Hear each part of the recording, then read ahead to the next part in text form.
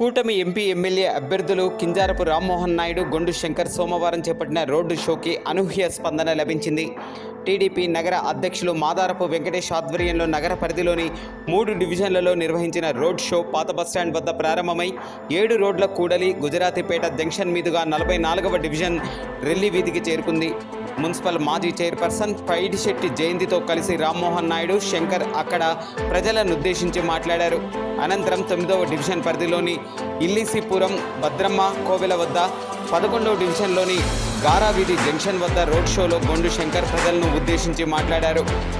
సామాన్యుడినైన తన సేవలను గుర్తించి చంద్రబాబు, లోకేష్ తనకు ఎమ్మెల్యేగా పోటీ చేసే అవకాశం కల్పించారని ధన్యవాదాలు తెలిపారు.